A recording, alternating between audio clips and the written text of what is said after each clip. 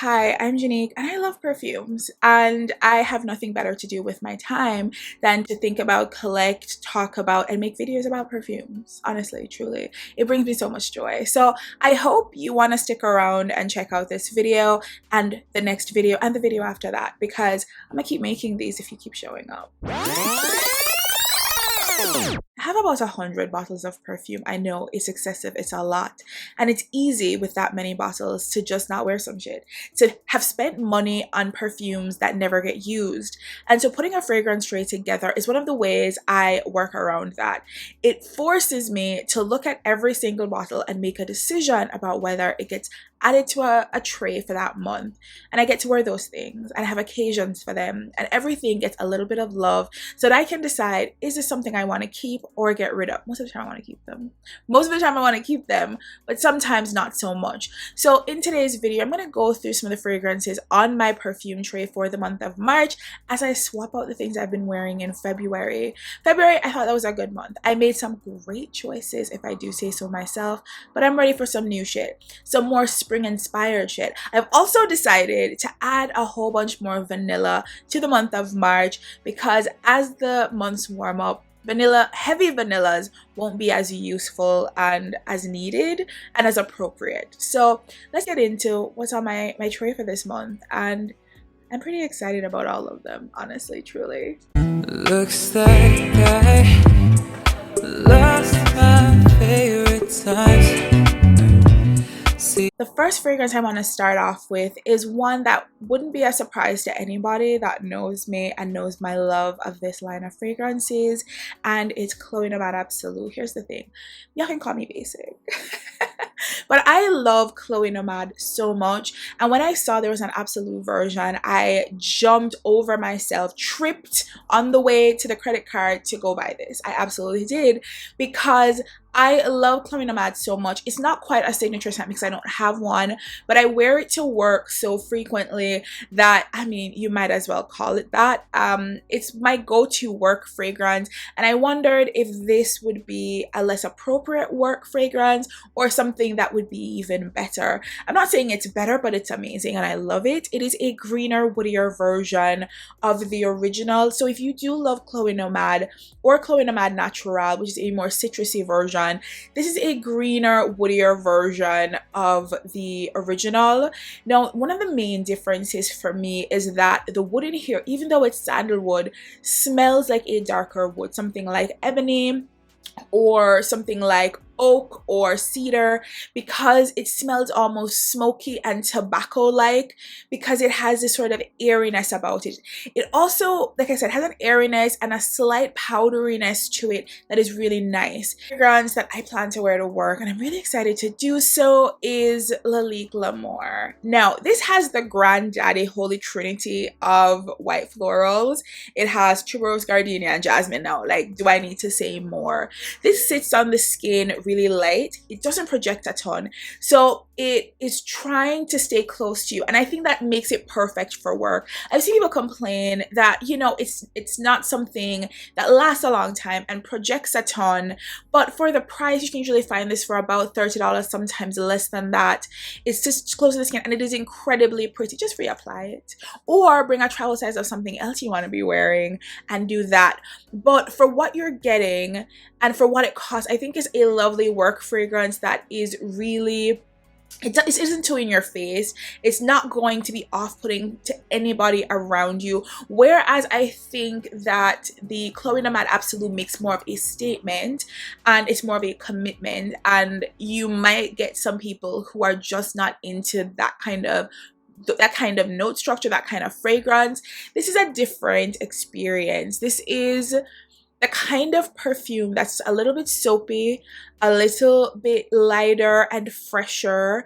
There is bergamot in the opening, so it is very citrusy in the opening with these soft florals, and even though we have these white florals in the mid, they come off as very soft florals, and we have some light musk in the base. It is so inoffensive. And I know that's not really an endorsement, right? To say something's inoffensive. But I mean, this is the kind of fragrance that anybody could enjoy and like, especially somebody who doesn't collect fragrances, that isn't looking for something revolutionary. They're just looking for something pretty for the everyday. I think this meets that brief. This, I compare this to Chanel's Chance Eau Tendre. I think that kind of freshness is very similar. No, that one I think is a more interesting fragrance that has a lot more depth. However, this doesn't cost $200. It doesn't. So if you want that kind of vibe at a bargain, I think this is a fantastic one to own. I'm not gonna say I have a favorite category of all the categories, but basically it's this one. And I think it's this one because as my daytime casual fragrances, I can wear them to work, but I can also wear them at home while I'm chilling. I can wear them to go grab lunch in the daytime. When I'm feeling myself, it's the middle of the day, the sun is out, I'm feeling happy. These are the fragrances that I pull for. And I don't know, I just associate them with good times, but also life. There's something about nighttime fragrances that feel more romantic, right? Or you're going out drinking, so they feel like party fragrances, but daytime fragrances just feel more like you, because you're going to put on a pair of leggings and run to the grocery store, and this is what you're going to be wearing, and that's what you associate with these fragrances. And so I'm going to talk about the two of these, which are two of my favorites. And I know these aren't universally loved for different reasons, but I love them because they're amazing. Okay, let's start off with my favorite vanilla. Well, it's top 5 vanillas of all time for me, maybe top 3, and it's this guy. I mean, I've talked about it before, and I'll talk about it and I'll keep talking about it till kingdom come. It is Roberto Cavalli EDP. Here's the thing, it's an ambery vanilla. It's vanilla on vanilla on what? Vanilla with amber. And I'll say it again, the fragrance smells like this juice looks, just like this thick honey like vanilla that is real heavy and is perfect for colder days. It's like -10 outside right now, right? It's -10. It's horrible. And what is going to perform this? This is going to perform because this performs incredibly well in the cold. No, you got to moisturize and lay this down on your skin, but you also got to spray your coat and your clothes. You got to get it all over, and you want to because it's vanilla, and vanilla is the best note of all the notes. And this is incredibly lovely. There's some other things in here like white florals and musk. We don't care. It is the beautiful vanilla and benzoin that come together to create this wonder that I really want to drive home. A boozy vanilla, so versus the thick ambery vanilla of Roberto Cavalli EDP. We have Amo from Ferragamo, which is Campari and vanilla, rhubarb, mate tea, blackcurrant. So you have sweetness, a little bit of greenness, some booze, and some vanilla. What more do you want? You don't want anything else. It is lovely. It's one of the sexiest fragrances I own. Now, does this belong in the nighttime fragrances category? Yes, it absolutely does. Will I be wearing this at 9 a.m. in the morning? Absolutely. Because I want to be wearing this all the time. I really do. I find it just so alluring, and it just calls to me that I can't restrict this to a Friday night when I go out with friends or with a boo. I cannot do that. This needs to be on me on a Wednesday at noon. It absolutely does. It is sweet and smooth and a little bit boozy and a little bit dark. Really sexy. The word I want to use for this fragrance is voluptuous, right? Like there's something kind of round and curvaceous about it. Wonderful fragrance that I absolutely enjoy, and I just love to wear. I'm not saying I oversprayed just now because I didn't. Have you subscribed yet? Hit the notification bell button and keep coming back because I'm going to keep making these videos, and I'm fun, right? You think I'm fun, right? I'm not needy or anything. I'm not.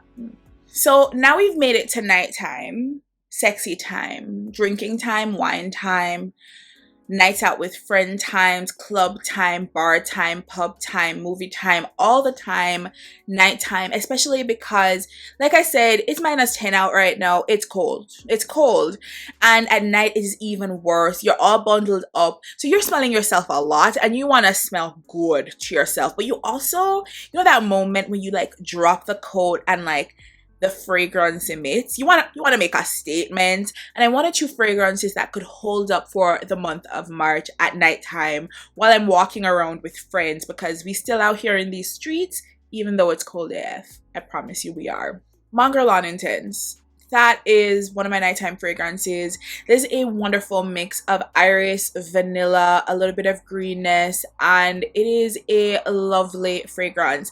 Now, this is more floral than it is vanilla, but the intensity of that vanilla is a wonder. I think they've blended this beautifully. Now, I do love Mugler Alien in and of itself. I think it's a lovely fragrance that I will be pulling out next month for the daytime. But for night, I think Mugler Alien Intense is fantastic for night because of that really heavy in your face vanilla. No, when I think about this fragrance, I think about an over designed, over decorated Paris hotel room. There's something kind of gaudy about it, but it's also kind of opulent and luxurious and feels like a fantasy at the same time. I don't know if that makes sense, but there's something about wearing this that feels like a fantasy version of you because of the way it pulls on your skin, that sort of light iris powderiness. So nothing too over the top powdery, just a light powderiness, that really over the top intense vanilla that feels almost boozy but isn't quite. The bit of woods, there is some fruit here, and it comes together in a way that feels like a city vacation version of you that I think is fantastic for the night. Can I tell you a story? The first time I smelled this guy, Killian's Angel Share, I didn't get the hype. I was like, am I returning this? Because I bought it. I got a great deal on it, so it feels like a steal of a deal. But the reality is that it's not what I expected. I expected almost like a really wonderful warm pie, or just a flat gourmand fragrance that was really intense. And what I got was something far more complicated. I think the cinnamon and the booze in here make it way more than you would expect, and it was not what I thought it was going to be. So I brought this to work and I tested it out on my colleagues, and we sat around in my office and like talked about it for a second, because we needed a brain trust when it came to Kilian's Angel Share, because I'm okay with going against the grain and disagreeing with people about what is good, but there was a part of me that thought, what am I not getting? Because I feel like I'm missing something. And it took a few wears, and then one night I went out. I was wearing a bright orange sweater. I sprayed over top of me, my coat included, went out, and I could smell it on my sweater. This feeling of calm comfort, and I said to myself, that's it. That once it settles down, not just on your skin, but your clothing, it projects this warm, home-like feeling, like baked goods, but more intensely and more spiced. So it almost feels like the holidays, like you would when you're making, what's that drink? Not apple cider, but the thing you make with the cinnamon and the apples and the teas. I don't know. I don't make things to drink like that. But what I'm saying is there was something about this that smelled like the holiday to me, which made it feel comforting. So it wasn't just a gourmand, it was an experience in a bottle. And that was the difference for me. That like this wasn't going to be an everyday fragrance for me, because this isn't what I was trying to give every day I left the house, because it really does project, it makes a statement. And on me anyway, especially on clothing, it lasted, because my coat smelled like this for like a week. Like literally a week, my coat smelled like this, and my sweater smelled like this fragrance until I washed it. But I really do enjoy this, and I don't know, I feel like it isn't for everybody. I know when my colleagues and I sprayed around, different people had different opinions, especially people who don't really wear perfumes or colognes like that had different takes on this one. Some liked it more than others, but I think for me, my issue was that I went into this expecting almost like milky tea that's fruity and cinnamony. I was gonna be a straight gourmand when it's a lot more complex, a lot more interesting, and takes, I think, more of a love of fragrances and what they can offer than I think you might expect. I fully enjoy this fragrance, and I'm really looking forward to wearing this month, because I think once it warms up, this is gonna get parked. Like, in peak extraness, I do have bedtime fragrances. Do I spray myself? I shower at night before I go to bed, and I spray myself down. I moisturize and I spray myself down. First is Solinotes Tonka, and for me, it just says there's tonka in here, but what I get is tonka and a bit of spiciness. So maybe tonka and maybe a little bit of cinnamon or nutmeg or something. It's not sweet. Well, it is sweet, but it's not overly sweet. The way that their vanilla version is, where it's just like piercing and flat sweetness, it's a lot more complicated and layered. It smells like there's amber in here, like it's a little bit resinous and thick, or maybe just tonka is a little bit more resinous and thick, and it's lovely.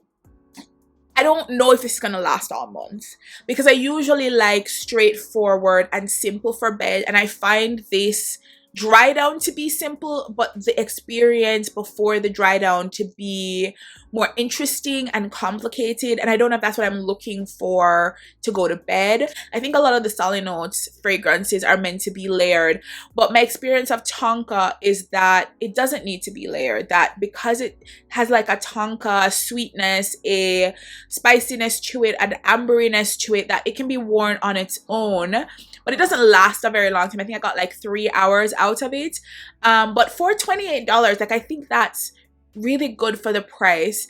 So I'm gonna try to work with it and see what it gives over the next month, but it might have to be moved into the daytime category versus the bedtime category, because it's doing better than I thought it would. Like, let me be real, like it's doing good.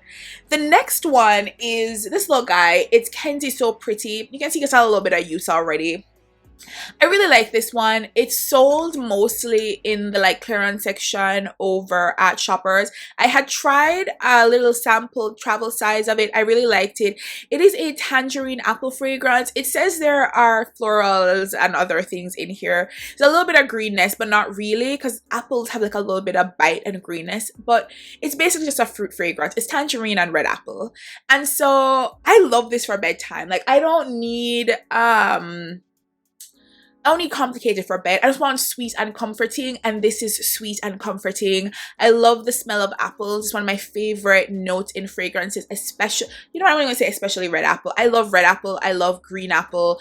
I love apples in fragrances. I think it's a wonderful fruit note. It has like a bite and a freshness and like a type of sweetness that's very specific to apples that you either love or don't love.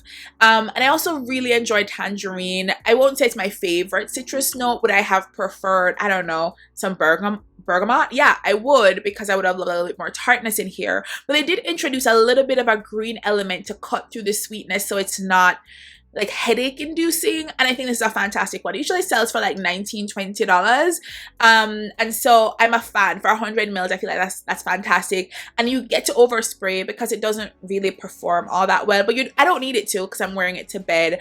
I just need it to do what it needs to do for me to sit in bed, scroll through TikTok, check YouTube, check my phone a couple of times, and fall asleep to a murder mystery like, I don't know, Father Brown. I don't know, what else do we do in bed other than watch Father Brown? People probably have more fun than I do.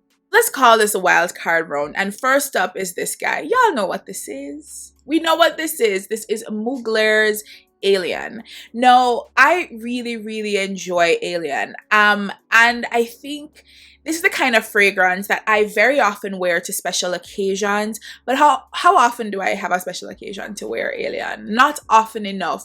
So in order for me to make sure that I use this fragrance the way that it deserves to be used, is to add it to my fragrance tray anyway and make sure that I wear it. I think this would work for the office. I think this would work for nighttime. I think this would work on a number of occasions. I just think in my brain I have sort of sectioned this off as a special occasion fragrance, which means that even though I've had this for about a year, it's been made, maybe used twice, maybe 3 times. Not nearly enough for how good this is. It's an iris fragrance with woods in there, and it has that really heavy powderiness. I think it has a real sophistication to it. Now, I understand it's not for everybody. It does smell a little bit old-fashioned to people, but as somebody who really enjoys an iris note, as you can tell from some of the fragrances that I've mentioned today that also have iris, like the Mugler Alien Intense, I really do love iris, and Alien is a really great representation, and I think it's an education in perfumes,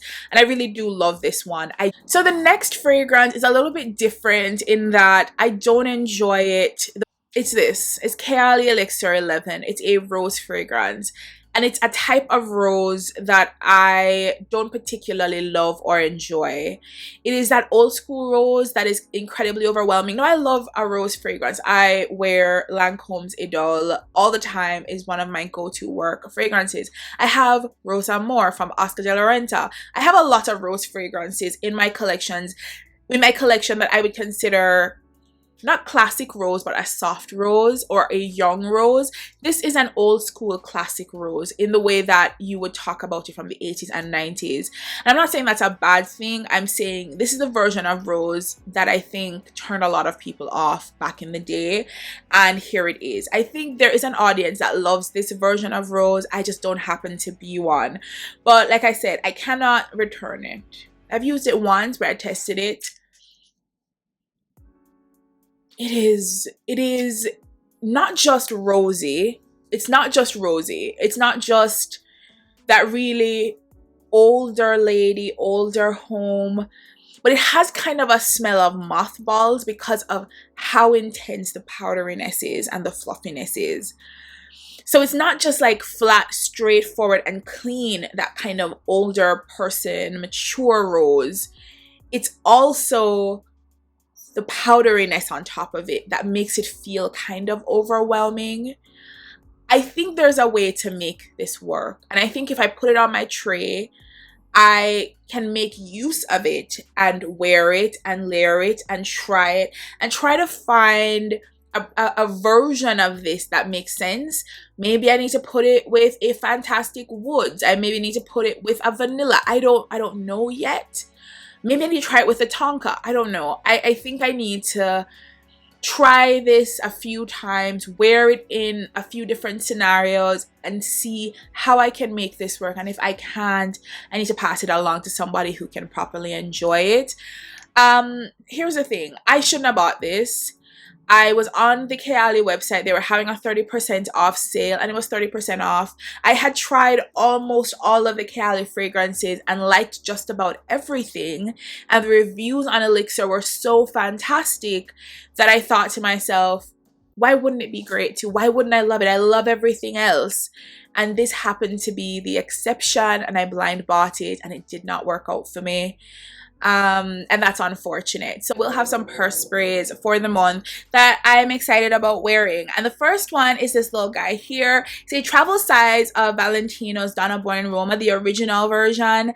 And I'm excited about this one because I really do enjoy this fragrance. Now, the first spray I sprayed, I thought, okay, this kind of reminds me of Voce Viva, and I have a full bottle of Voce Viva and Voce Viva Intense, so I didn't buy a full bottle of this. I just bought the travel size, and now that I've worn it a few times, I was wrong. I've worn them side by side, and Voce Viva is a lot more, it's a little greener, and it is a lot sweeter in terms of the kind of fruit that's in there. And this one has a much fresher dry down, and it is a little bit fluffy with the cashmere in here. There is some vanilla that gives it smoothness. This feels a lot more sophisticated than Voce Viva. I am not hating on Voce Viva. I love it. It's one of my favorite fragrances, definitely top 10 for me. This feels, I don't know, more, I feel like high class is a very derogatory statement, but there's something really classy about this fragrance that makes me want to buy a full bottle of it. I was wrong. It's not like anything I have in my collection currently. I think the closest thing to me for this fragrance is Prada Paradox, which I only have a travel size of as well. But those two side by side I think are similar. I think Prada Paradox is sexier in terms of the smokiness and depth of it, but I think this is a lot classier. Like, finally, we have Initio's Musk Therapy. No, this was an unexpected love for me. I got this, I'll make a short about it. I got this as part of like a Scentbird subscription, and I added it to my sort of queue and put it at the top out of a whim, with kind of the expectation I'd go back and rearrange things and get the thing that I actually wanted, which was a completely different fragrance from House of Siage. Anyway, this ended up, and I forgot about it, and it was at the top of the list, and it showed up, and I expected it to be greener, sharper, crisper, and just be musk, kind of like Musk from Kayali, but it's not that. This is a warm, cozy fragrance that is grounded by musk. It is white musk, absolutely. It's very clean musk, but over top of it are these warm fruit and floral elements. The main thing in here is magnolia. Now, I don't wear a lot of magnolia just because I don't run into a lot of fragrances with magnolia, but now I want to look into it. It is a very cozy fragrance, but it has this sort of fresh lightness about it that doesn't feel suffocating or too heavy. I think it's a fantastic purse spray because most of the time we leave the house with something on and we're using this as a top up midway through the day. So I think this is gonna be great as like a top up of Lalique L'Amour, as this like light white floral fresh fragrance. This is gonna work so well. I wore this yesterday just as my fragrance of the day, and as it kept going, it kept getting better. The opening was nice. The opening is fresh, it's bright, it's lively, it's pretty, and I thought, oh, this is pretty. I like this. But 2 hours later, I was like, oh my god, this is magic. This is magic. The problem, the real problem is it costs like $300. Like, we don't need to be spending that on musk therapy, but that's what it costs. But it is a lovely fragrance, and it makes me want to go check out more from Initio. Like, what have I been waiting for? Sometimes when I see these niche brands charging that kind of money, I think you've got to be overhyped, right?